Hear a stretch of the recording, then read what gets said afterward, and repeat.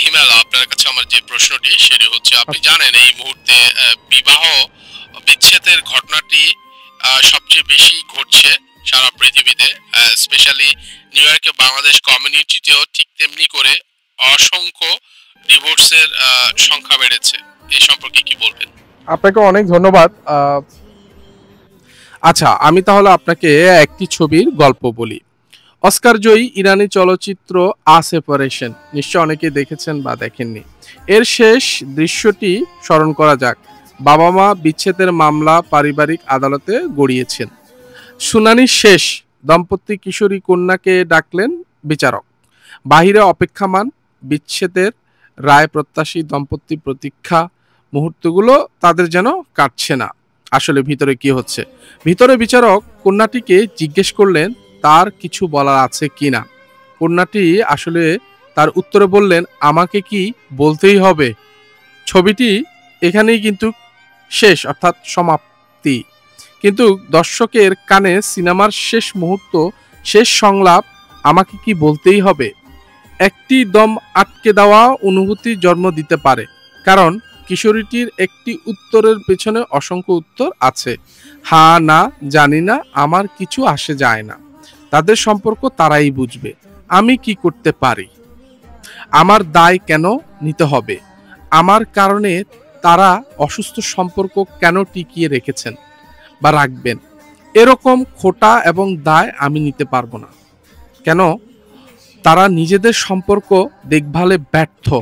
আমার দেখভালে তারা কখনোই আসলে সফল হবে বা করতে পারবে না। এরকম অসংখ্য সম্ভাবনাময় উত্তর হতে পারে।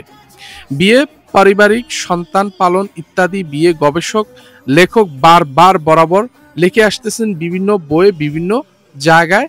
এবং যেটি আমরা যদি বলি 1997 সালে প্রকাশিত দ্য ডিভোর্স কালচার নামে এক বইতে লিখেছেন যে 50 দশক, অর্থাৎ 1950 দশকের পৃথিবীর অধিকাংশ অসুখী দম্পতি বিবাহ বিচ্ছেদের ঘটায় এবং সন্তানের কারণে তারা সামাজিক দৃষ্টিতে হেয় প্রতিপন্ন হওয়ার ভয়ে স্বামী স্ত্রী সম্পর্ক তিক্ত হয়েছে, তবুও তারা সন্তানের মুখের দিকে তাকিয়ে অসুখী সম্পর্কগুলো টিকিয়ে রাখত। 60 সালের কথা যদি বলি, 60 দশকের কথা, বিবাহ বিচ্ছেদে প্রবণতা বেশ বেড়ে যায়। নারী অধিকার আন্দোলন, বর্ণবাদ, মুক্তি ও সমান অধিকার আন্দোলনের প্রভাবে পরিবারের সনাতন চরিত্র টিকে থাকতে পারছিল না। পরিবারের শিশু কিশোরদের মঙ্গলের কথা ভেবে যুক্তরাষ্ট্র বিবাহ বিচ্ছেদ আইন কঠিন করা হলেও এবং বিচ্ছেদ প্রার্থীদের উপর নানান রকম নিষেধাজ্ঞা ও ক্ষতিপূরণ আরোপ করা হলো, কিন্তু আইনটি অচিরে অকার্যকর প্রমাণিত হতে থাকলো। পিতামাতা বিচ্ছেদের প্রভাব সন্তানের উপর সাময়িক, এটা একেবারে সত্যি কথা। কিছুটা সময় সন্তানদের উপর মানসিক বিষণ্ণতা ভোগে তারা, তারপর সময় পরিক্রমায় কষ্টগুলো কাটিয়ে ওঠে।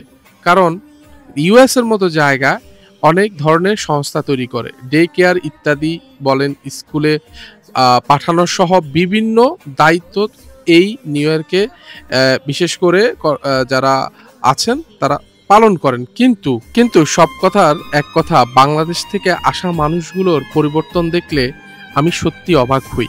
যে মানুষের পরিবর্তন আসতেই পারে, কিন্তু এমনভাবে আসা উচিত নয় যা ভবিষ্যৎ প্রজন্ম পরিবর্তন করে দিতে পারে আপনার নেক্সট জেনারেশনকে।